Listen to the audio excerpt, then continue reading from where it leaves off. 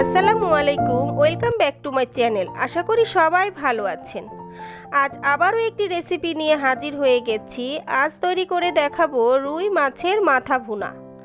আমরা তো সকলেই রুই মাছের মাথা দিয়ে মুড়ি ঘন্ট খেয়েছি, কিন্তু এভাবে কি কেউ খেয়েছি? যদি না খেয়ে থাকেন তাহলে এক্ষুনি আমার এই রেসিপিটি ফলো করে তৈরি করে ফেলুন।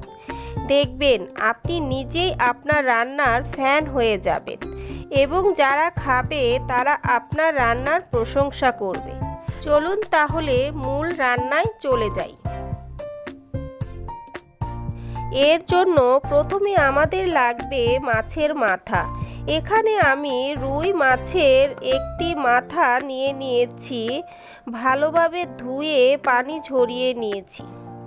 শুধু যে রুই মাছের মাথা দিয়েই তৈরি করা যায় তা নয়, আপনি যে কোনো বড় মাছের মাথা দিয়েই এভাবে রান্না করতে পারবেন। এখন চুলায় একটি কড়াই বসিয়ে দিয়েছি পরিমাণ মতো তেল।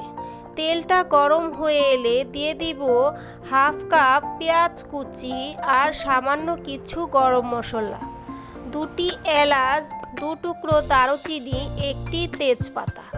এখন এগুলো তেলের সাথে হালকা করে একটু ভেজে নিব।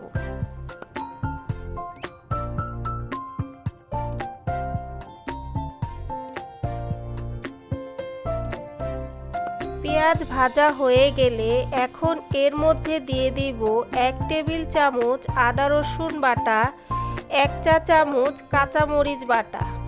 এখন এগুলো তেলের সাথে একটু ভেজে নিব। সামান্য একটু পানি দিয়ে ভেজে নিব কাঁচা গন্ধটা চলে যাওয়া পর্যন্ত।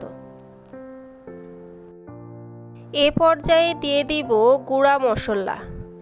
এখানে আমি 1 চা চামচ হলুদ গুঁড়া, হাফ চা চামচ মরিচ গুঁড়া, হাফ চা চামচ জিরার গুঁড়া, হাফ চা চামচ ধনিয়ার গুঁড়া আর দিয়ে দিব স্বাদ মতো লবণ দিয়ে মশলাগুলো ভালোভাবে নেড়েচেড়ে কষিয়ে নিতে হবে। অল্প অল্প পানি দিয়ে মশলাগুলো কষিয়ে নিতে হবে যাতে করে মশলাগুলো পুড়ে না যায়। মশলা কষানো হয়ে গেছে, এখন এর মধ্যে দিয়ে দিব রুই মাছের মাথার টুকরোগুলো।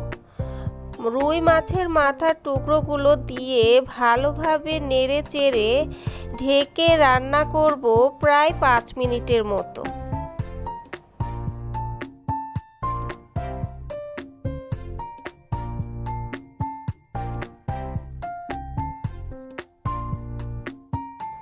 ফিরে এলাম 5 মিনিট পর।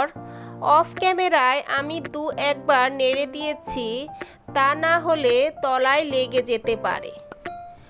মাছের মাথা ভালোভাবে কষানো হয়ে গেছে, এখন এর মধ্যে দিয়ে দিব ফুটন্ত গরম পানি দিয়ে ভালোভাবে নেড়ে চেড়ে আবারও ঢেকে রান্না করব প্রায় 5 মিনিটের মতো। রান্না প্রায় শেষের দিকে। এ পর্যায়ে দিয়ে দিব 5-6টি কাঁচামরিচ, হাফ চামচের একটু কম ভাজা জিরার গুঁড়া আর গরম মশলার গুঁড়া দিয়ে ভালোভাবে নেড়েচেড়ে 2 মিনিটের মতো চুলায় রেখে চুলা থেকে নামিয়ে নিব।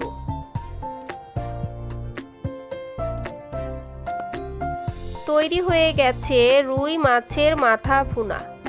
গরম গরম ভাতের সাথে খেতে অসম্ভব মজার। আশা করি আজকের রেসিপিটি সকলের কাছে ভালো লেগেছে। ভালো লেগে থাকলে অবশ্যই লাইক, কমেন্ট, শেয়ার করতে ভুলবেন না। আর যদি আপনি আমার চ্যানেলের নতুন সদস্য হয়ে থাকেন তাহলে অবশ্যই চ্যানেলটি সাবস্ক্রাইব করে দিবেন। আল্লাহ হাফেজ।